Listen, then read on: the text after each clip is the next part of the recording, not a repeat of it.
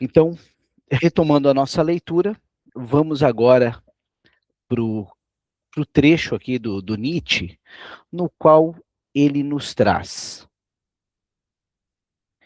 das velhas e novas mulherzinhas. E olha que é bem no diminutivo mesmo, né? Mulherzinhas. Por que deslizas, sorrateiro no crepúsculo, Zaratustra? E o que escondes cuidadosamente debaixo do casaco? Pessoal, observem que nesse capítulo já inicia de uma maneira diferente. Ele não inicia o Zaratustra falando. Essa frase não é dele. Nota que já muda um pouquinho a perspectiva. É um tesouro que ganhaste ou um filho que te nasceu? Ou segues agora tu mesmo o caminho dos ladrões, ó amigo dos maus? Na verdade, irmão, falou Zaratustra, é um tesouro que me presentearam, uma pequena verdade que carrego, mas é inquieta, como uma criancinha, e se não lhe tapo a boca, ela grita muito alto. Hoje, quando eu andava pelo meu caminho, na hora em que o sol se põe, deparei com uma velhinha que assim falou para minha alma. Muita coisa disse Zaratustra também a nós, mulheres, mas nunca nos falou sobre a mulher. Pessoal, como a gente sabe que toda obra existe muito do autor, é legal ler a biografia do Nietzsche. E quando vocês lerem a biografia do Nietzsche, vocês vão ver uma relação truncada com a Franziska, que é a mãe dele, com a Elizabeth, que é a irmã dele. Inclusive foi quem ficou e legou a obra do Nietzsche, e que, segundo alguns, foi ela que fez tudo uma bagunça, haja vista relacionando Nietzsche e questões de nazismo, enfim, haja vista esse envolvimento dela com o esposo que era nazista, e, por sua vez, o grande amor da vida dele, segundo biógrafos, que é a Lu André Salomé, né, o nosso colega que o Thiago Cotia no outro dia mencionou a respeito disso. A Lu Salomé, a propósito, se tornou uma das grandes seguidoras do Freud, e se tornou, curiosamente, depois uma das que fala muito da biografia do Nietzsche. Tá? Deixo a palavra também aberta para os colegas que queiram fazer uso dela, tá? Eu lhe respondi sobre a mulher deve-se falar apenas aos homens. Fala também a mim sobre a mulher, disse ela. Sou velho bastante para logo esquecer o que disseres. Condescendi com a velha senhora e assim lhe falei. Tudo na mulher é um enigma. E tudo na mulher tem uma solução, que se chama gravidez. O homem é, para a mulher, um meio. O fim é sempre o filho. Mas o que é a mulher para o homem? Vamos lembrar que em muitas culturas, como a questão do judaísmo, por exemplo, a mulher tem um peso muito grande, né? Se o filho nasce de homem que não é judeu, mas a mulher é judia, o filho é judeu. Se o homem é judeu, mas a mulher não é judia, logo não é. O que importa é o ventre.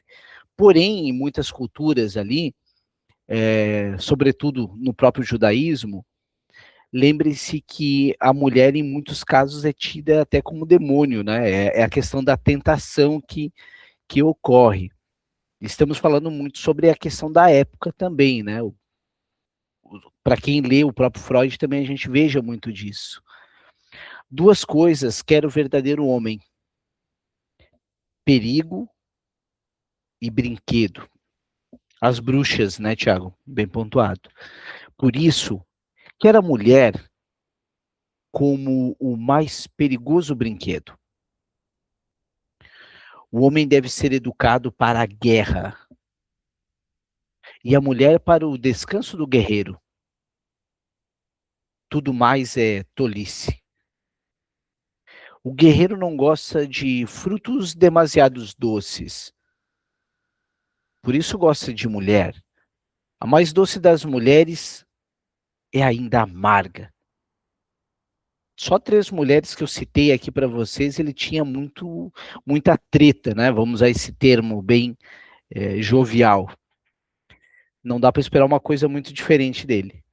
Melhor do que o homem, Diego, por favor, desabafa, vamos lá. O que a tua mulher Pelo te que... fez? Não, não fez nada. Ah, tá. Ela tá do lado, né? Não, tá não, tá Ah, tá. trabalhando. Pelo que a gente, pelo que eu vi, ele tá falando, parece que ele tá falando daquela paixão dele, né? Que ele teve, eu esqueci o nome dela agora. Lu André Salomé. Isso, porque por mais que ele desejasse ela, o fato dela ser doce, ela é amarga por ter rejeitado, né? Pelo que eu entendi isso daí. Concordo contigo. Esse texto, inclusive, de 1883, coincide muito com essa época, tá? Da rejeição. Né? Bem pontuado, Diego. Faz muito sentido o que tu estás dizendo. Né? Inclusive, uma humilde sugestão de alguém que leu 2 livros na vida, antes de ler um livro, dá uma olhadinha na biografia do autor. Facilita muito a compreensão da onde que esse autor está falando. Eu tenho no próprio Nietzsche, de forma geral, muito uma questão documental também de época, tá? Não sinto que o tempo todo é a opinião dele. Embora me parece que esse caso, como o Diego bem pontuou, coincida com a Salomé. Melhor do que o homem entende a mulher, as crianças, mas o homem é mais infantil que a mulher. No verdadeiro homem, há uma criança escondida que quer brincar. Ide, mulheres, descobrir a criança no homem. Que a mulher seja um brinquedo puro e delicado, semelhante à pedra preciosa, iluminada pelas virtudes de um mundo que ainda não existe. Que o raio de luz de uma estrela brilhe no vosso amor. Que a vossa esperança possa eu dar luz além do homem, né? O super-homem no sentido de além do homem. Que haja valentia em vosso amor. Com o vosso amor deveis investir contra aquele que vos inspira medo. Deixa eu ver o que a Patrícia colocou para nós. Ao menos em algo concordo com ele. O homem é mais infantil. Que barbaridade, olha só sua misógina. Não, mas é coisa do senso comum isso, né, Patrícia? O senso comum diz, inclusive, né, que o meu filho hoje tem, a quinta série é eterna, né? O meu filho tem 11 anos, e tu pega as meninas que estão, ele está no 6º ano, né? As meninas do 6º ano e os meninos, é discrepante, né? O tipo de maturidade, tudo. Mas aí vamos fazer uma leitura psicanalítica aqui. Lembre dos meninos no 6º ano, na quinta série que o Thiago pontuou. Os meninos geralmente são incentivados e são muito traquinas e travessos. Vão quebrando tudo, correndo, fundão, enfim, exceto os nerds, como era a minha turma, o meu grupinho de amigos ali. Mas os populares são esses, são os que quebram tudo. As meninas, por sua vez, são aquelas mais recatadas. né? Então, há um contexto social que meio que vai coagindo, que fica meio difícil de identificar se a menina é por natureza ou se há uma coação social. Patrícia, por favor. Não, realmente, eu não estou tirando essa construção social. Eu só precisava defender as mulheres. Não, e eu concordo plenamente. Eu concordo plenamente, até mesmo porque esse horário, quase todos nós aqui estamos com as mulheres em casa. Então, a gente vai concordar contigo tudo que tu falar. Por Eu tô volta aqui para das 2 fazer o da papel tarde, se das nós esposas. estivéssemos lendo, não tenho tanta certeza.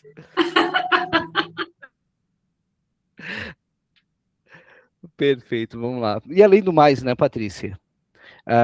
Eu sempre digo que alguém que tem bom senso, Patrícia, é aquela pessoa que concorda comigo. Né?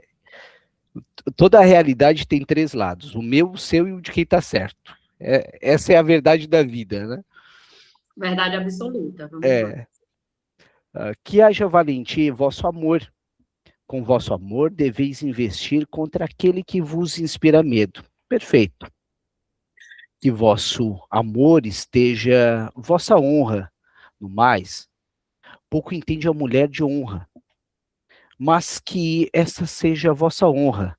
Amar sempre mais do que sois amadas, e nunca ficar em segundo lugar.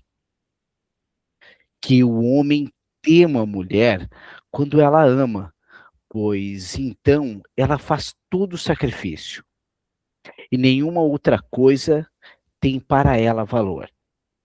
Que o homem tema a mulher quando ela odeia, pois o homem é, no fundo da alma, apenas mau, mas a mulher é ruim. A quem odeia a mulher mais que tudo, assim falou o ferro ao ímã. Eu te odeio mais que tudo, porque atrás, mas não és forte o bastante para arrastar-me para ti. Acho que aqui está ficando mais evidente ainda, né, Diego? A declaração que ele está fazendo aqui para Salomé a propósito, né? Diga-se de passagem, pessoal, quando vocês forem ler a obra psicanalítica da Lu André Salomé, ela é muito disruptiva. Quizá seja uma das primeiras feministas, assim. É uma obra muito, muito interessante. Muito legal mesmo. A felicidade do homem é eu quero. A felicidade da mulher é ele quer. Observe essa frase aqui. A felicidade do homem é eu quero. A felicidade da mulher é ele quer. Notem que aqui a gente está praticamente descrevendo o que é a histeria.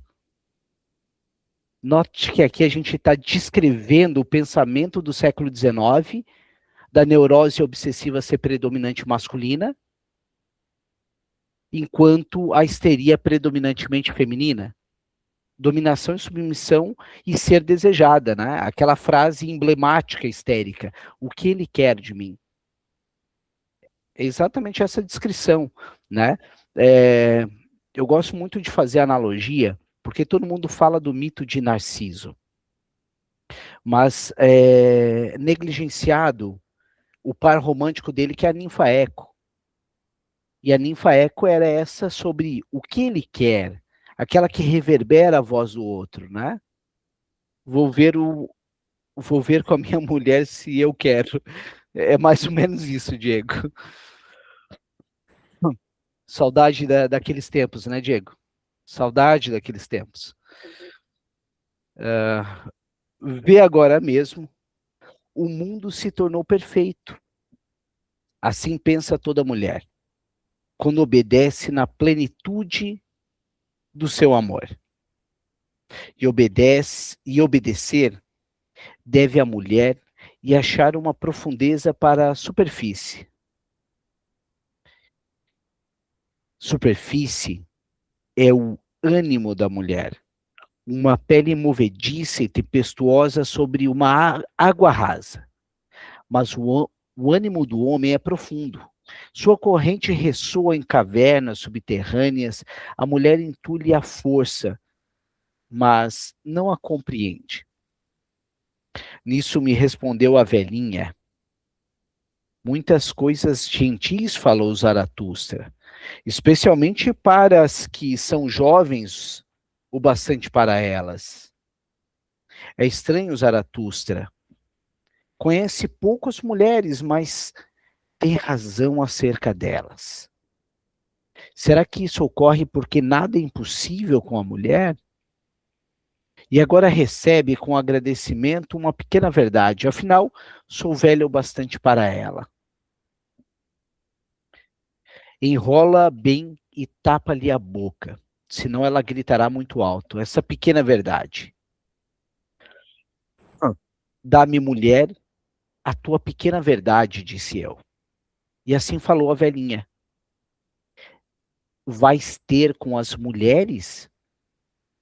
Não esqueças o chicote. Assim falou Zaratustra. Pessoal, aqui tem um detalhe que é muito deturpado, tá? Algumas pessoas acham que essa expressão aqui é do Zaratustra. Vais ter com as mulheres, não esqueça o chicote, que é do Nietzsche. Essa frase não é do Nietzsche. Isso aqui é um aforismo russo. É como se fosse um provérbio russo, tá? Então, agora eu gostaria de compartilhar a palavra com vocês para ver o que vocês acham, o que vocês têm a dizer, né? Primeiramente, os homens falam. Brincadeira, é indiferente, tá? Colegas, quem quer falar? Alguém quer falar alguma coisa ou estão com medo de represálias dos seus pares?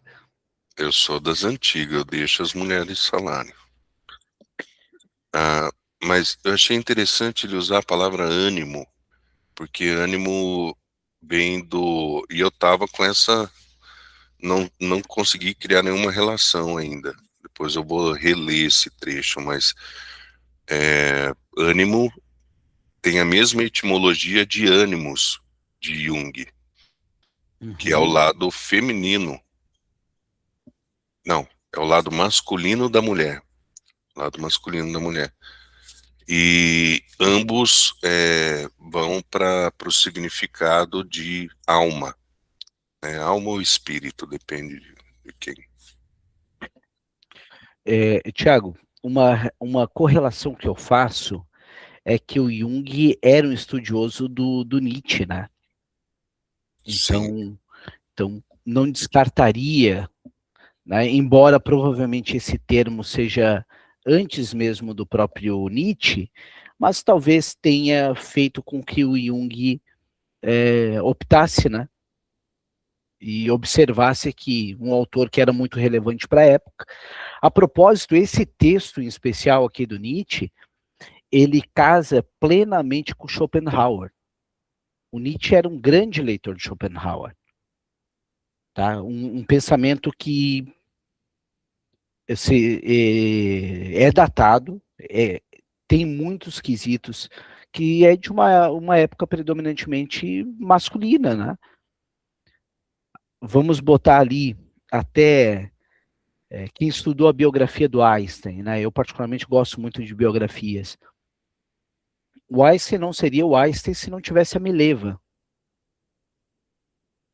Quantos aqui dos nossos colegas que estão aqui que sabem quem é a Mileva? Provavelmente poucos. Né? Talvez a metade de nós aqui. Eu, por exemplo, sei o nome dela. E sei que era matemática. Pouquíssima coisa dela. Mas questões muito datadas. Né? E é isso aí, Thiago. Né? Eu peguei parte da informação sobre ela. Informação que ela, por exemplo, ficou extremamente magoada com a Einstein porque o casal Curie ganharam o Nobel e ela queria ganhar o Nobel junto com a Einstein. E o Einstein deu dinheiro para ela da premiação dele e disse, fica quieta. Então é isso. E você acha, Michel, que, assim, dentro da sua percepção e do que você conhece de Jung também, você diria que ele tem, o Nietzsche, ele tem uma energia masculina, mas em alta, ou feminina? Eu acho feminina. Feminina, né? Para mim, o Nietzsche ele tem uma energia mais feminina. E a raiva que ele tem aqui é mais da questão da recusa, né? É um encobrimento, né? Sim, sim, uma formação reativa, né? Ninguém gosta de ser rejeitado, naturalmente.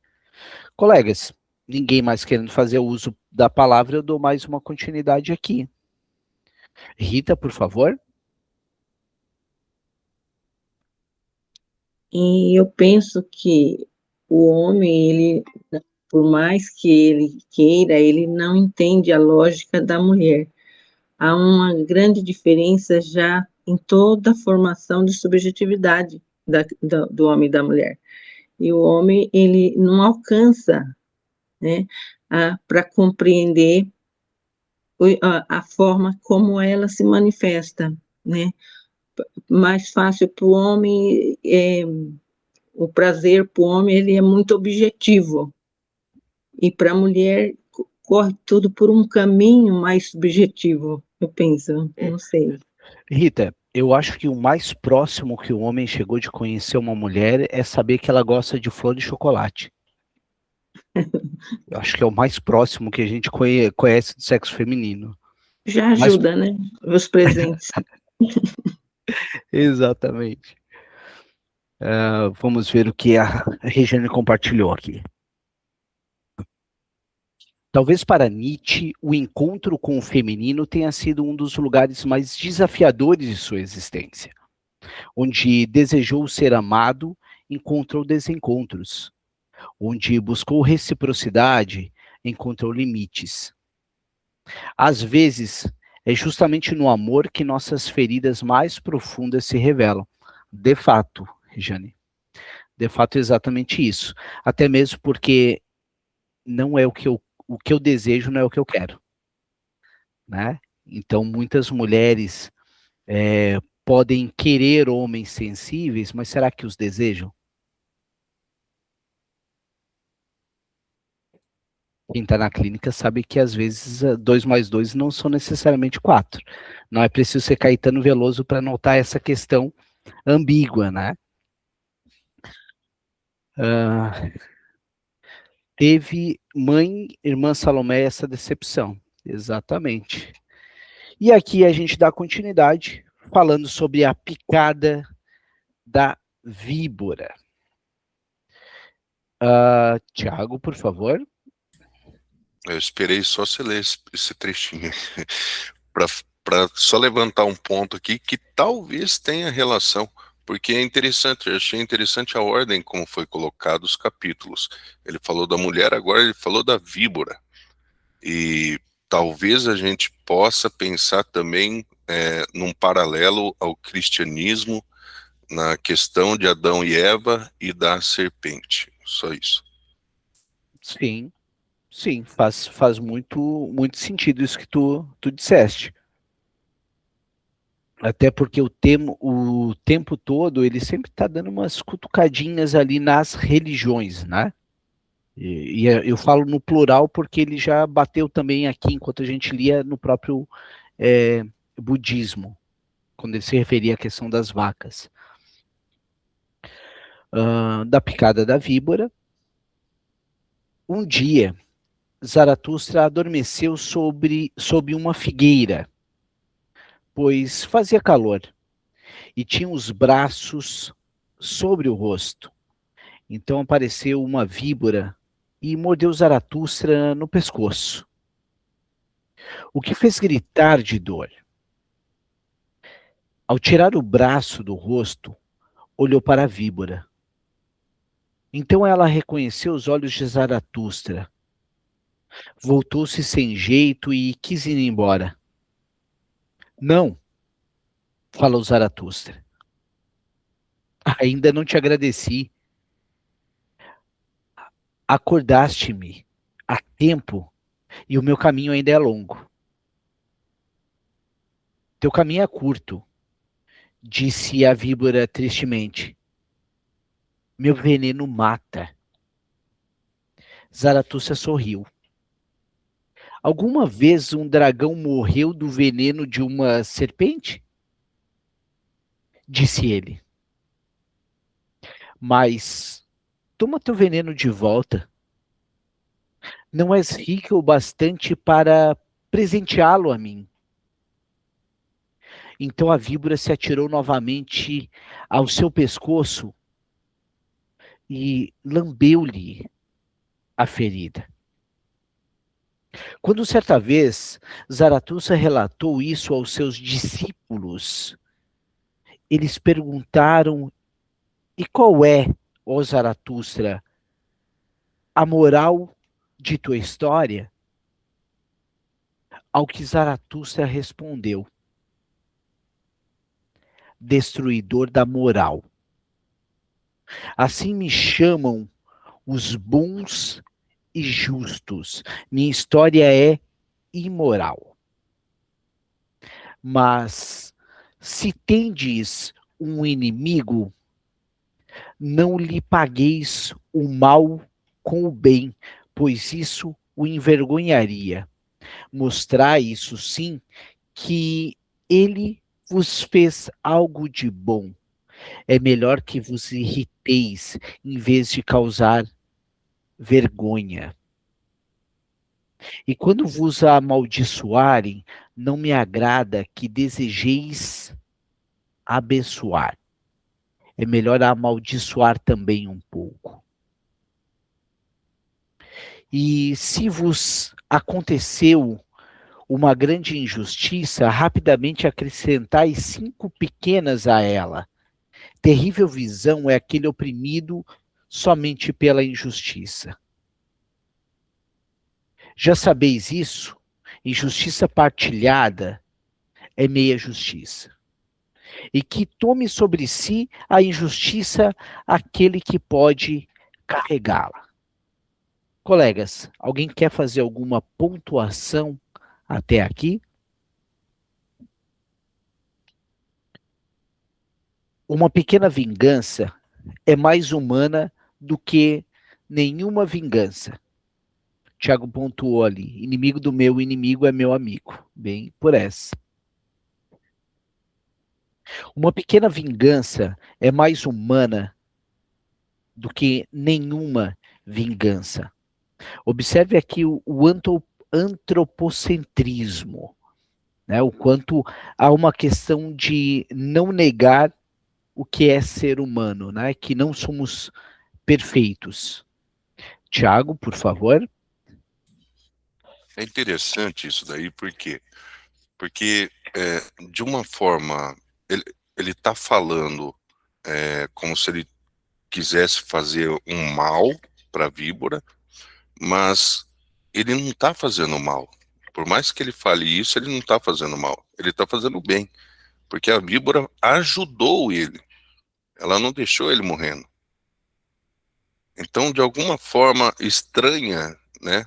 E isso a gente até vê nas clínicas, quando a gente atende alguém e sempre ressoa aquela frase que agora, por incrível que pareça, não estou lembrando, que o Michel fala sobre não ser uma clínica julgadora. Como é que é, Michel? A psicanálise é ética e a sugestão é moral. Isso. E a gente... Não, mas é outra. A gente não condena, a gente não julga. Sem julgamento, sem moralidade, sem punição. Isso, exatamente. Então, e quando a gente age dessa forma na clínica, é como se o outro, naquele lugar que ele fez algo que a gente sabe que para a sociedade seria tido como errado, a gente extrai dele um pouquinho desse veneno e essa pessoa fica um pouco melhor. Ela percebe que é como se a gente desse um pouco mais de humanidade para essa pessoa. Mesmo diante do caso e das coisas, das questões que o analisando traz e tudo mais. Então, quando a gente não olha, não devolve com rancor, com punição, com julgamento, a pessoa, ela devolve para a gente um pouco de humanidade. E isso ancora ela numa base, não deixa ela flutuando a bel prazer, né? Perfeito, Thiago. Acho que é por aí que a gente vai indo. É por aí que a gente vai indo, né? Mas um ponto aqui que me chamou também a atenção foi essa parte aqui, ó. É melhor que vos irriteis em vez de causar vergonha. E quando vos amaldiçoarem, não me agrada que desejeis abençoar. É melhor amaldiçoar também um pouco. Né? Isso aqui me parece uma provocação ao próprio cristianismo, né? Que tu vai receber o mal, mas tu devolve com o bem. Né? E me parece que ele está querendo fazer essa crítica no sentido de é melhor amaldiçoar um pouco também. Isso é ser humano, né? É o que o Diego falou ali, perdoar 70 vezes 7. No caso do Nietzsche não tem essa ideia não. Né? Fale, Thiago, por favor. No caso desse amaldiçoar um pouco também, será que a gente pode levar para a clínica no sentido de quando alguém falar que quer fazer mal para alguém, né, e aí entra uma outra fala sua, que é enquanto a pessoa está falando, ela não está fazendo. Enquanto a Sim. gente extrai essa fala da pessoa, a pessoa não está fazendo. E aí, amaldiçoando um pouquinho também, né, tentando perguntar, e por que que você não faz? Aí a pessoa vai falar, e isso alivia aquela... Tiago, quer um exemplo? Um exemplo aqui, meu caro. Quando a gente fala sobre o inconsciente ser ambíguo, e principalmente pelos nossos progenitores, no intuito de que eu amo, mas ao mesmo tempo eu quero destruir ele em algum momento da vida. Né? A pessoa está muito doente e a saída seria a morte. Não, mas eu não quero que a pessoa morra. Eu seria egoísta se quisesse que ela morra, mas daí seria mais fácil para mim se a pessoa morresse. Então nota que ao mesmo tempo a pessoa quer que o outro morra e não quer. É aquele livro, né? Eu amo, me odeio, como é que é? Eu amo, não, eu odeio, não me deixe, alguma coisa assim. É do Border, né? Eu te odeio, não me deixe. Né? Do Border. Uhum. Mas o próprio neurótico é esse sujeito por deveras ambíguo. Né? Enquanto ele até falar para ele essa questão, é como se ele estivesse matando a pessoa. E não é isso, como se virar o chinelo. Isso é resquício da majestade do bebê nosso. Quando a gente vira o chinelo, eu acho que alguém vai morrer.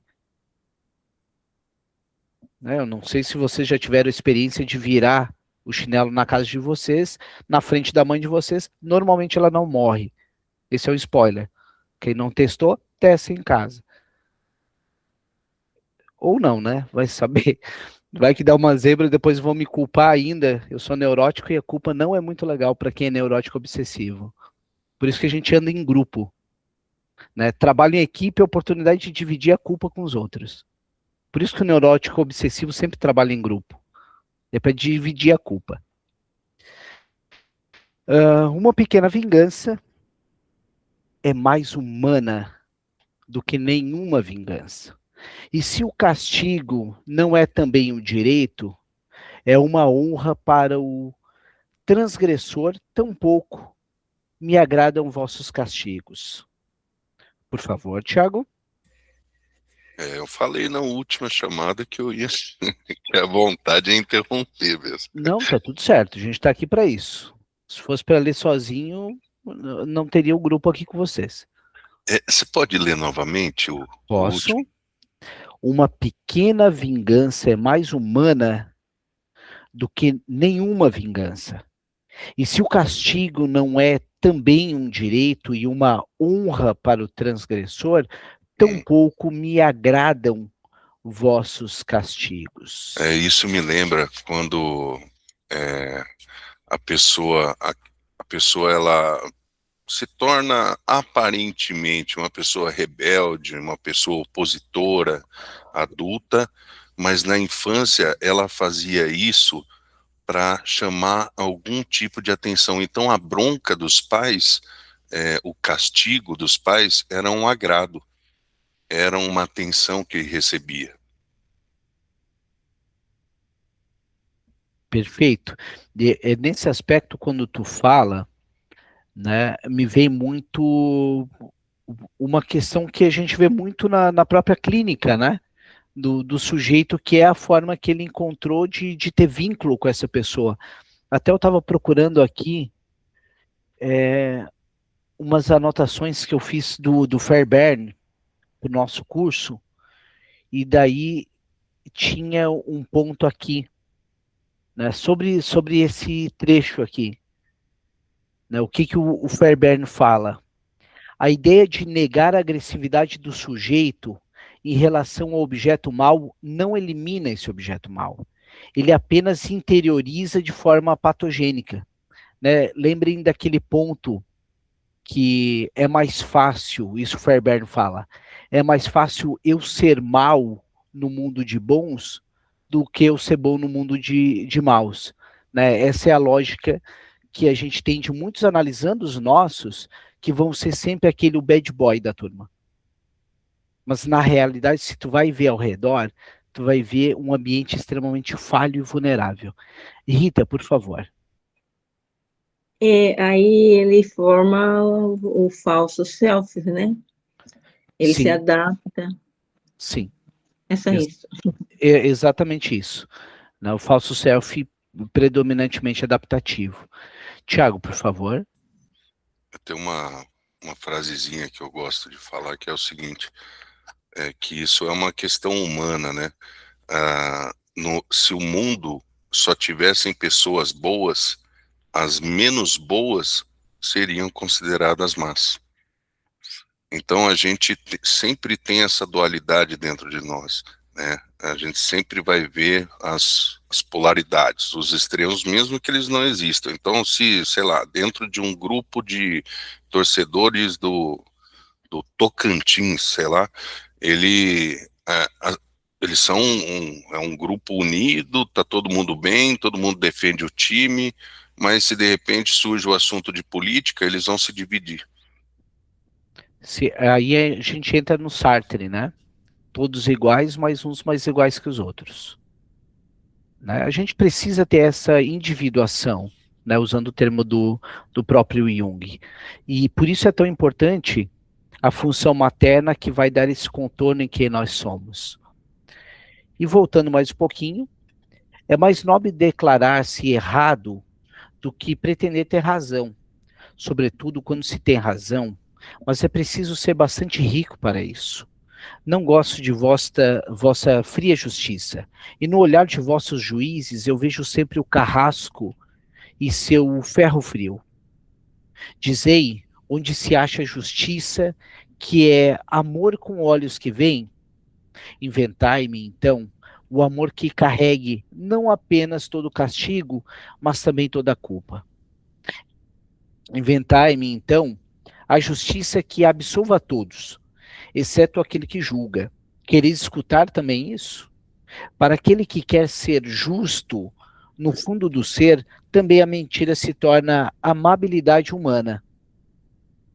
Mas como desejaria eu ser justo no fundo do ser? Como eu posso dar a cada um o que é seu?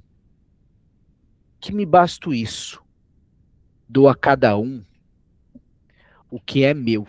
Isso, inclusive, é bem psicanalítico, né?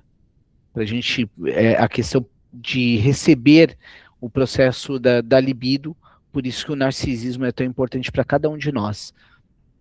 Não em excesso, claro. Por fim, irmãos, guardai-vos de serem injustos com todos os eremitas. Como poderia um eremita esquecer? Como poderia ele retribuir? Como um profundo poço é o eremita. Fácil é lançar uma pedra. Chegando ela no fundo, porém, dizei-me quem a tirará dali. Guardai-vos de ofender o eremita. Mas se assim fizestes, matai-o também. E assim falou Zaratustra. Colegas, comentários? Alguém quer trazer mais algum ponto sobre esse trecho que fala sobre a picada da víbora? Quem nesse, pediu, pode usar, Will, Tiago. nessa parte do eu dou o que é meu, eu acho muito interessante a gente puxar para a clínica também, no sentido da pessoa que ela está se colocando como objeto o tempo todo, né, de várias outras pessoas, do outro, e quando ela se vê como sujeito, ela dá o que é dela. Ela dá o que é dela e aí cabe aos outros perceber ou não, enfim, fica livre a interpretação e a assimilação daquilo, mas ela, como sujeito, ela vai dar o que é dela, não o que é do outro, não agradando ao outro. Eu acho nesse ponto também é legal a gente pensar, né, Tiago, que a gente só leva, usando esse trecho para pensar na clínica, a gente só leva alguém até onde a gente já foi. Né? Acho que é a mesma lógica que a gente está pensando aqui. Né? Então, deixa eu ver mais um ponto aqui que pode ser interessante. Né? Se a gente for fazer um gancho aqui da psicanálise, a gente vai falar de agressividade e ressentimento recalcado, justiça, amor que carrega toda a culpa, né, uma culpa persecutória, que é muito clássica do próprio cristianismo, inclusive foi o texto que eu botei hoje lá no grupo, não sei quem teve, se vocês tiveram a oportunidade de ler o texto, é um texto que faz parte da revista Percurso de Psicanálise, um texto científico não, texto mais catedrático, e o autor faz um paralelo baseado num artigo do Freud de 1931, no qual Freud mostra o quanto Jesus Cristo é um personagem muito edípico, porque ele sacia a nossa neurose obsessiva. Em qual sentido? Ao mesmo tempo que há uma submissão ao Pai, ele também é aquele que carrega todo o poder do Pai. Né? Ao mesmo tempo, ele é ao mesmo tempo submisso, mas ele tem um poder por si. Vocês percebem isso também? É a leitura que vocês fazem? O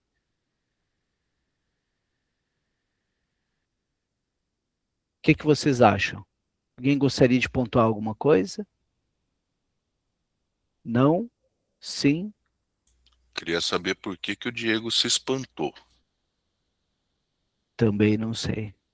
Não, é porque eu não tinha pensado por esse lado. É só por causa disso. Ah, legal. Esses são os textos bons, né? É que, na verdade...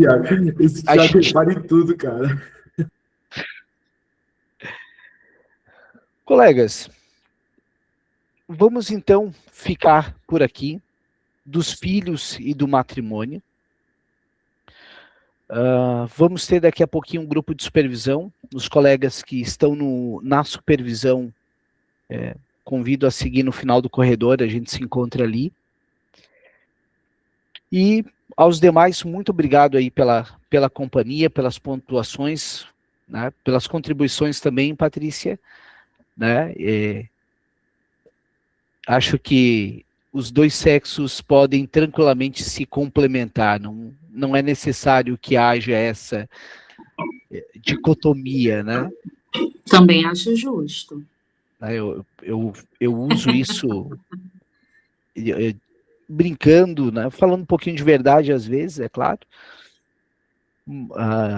Assim como Nietzsche, todos nós já fomos rejeitados em algum momento, e daí a gente endereça essas pessoas e tudo que foi recalcado a gente joga um pouquinho para fora nessas brincadeiras misóginas. Né? Eu estou aqui para rebater essas brincadeiras, viu? Tá tudo certo. Tiago, por favor. Você falou da brincadeira, uma coisa que eu percebi, Michel, é que toda brincadeira é um xiste. Mas o que acontece é que a gente deve, pelo menos em clínica, né, a gente deve tentar sempre ponderar em relação a esse xiste ser relevante ou não.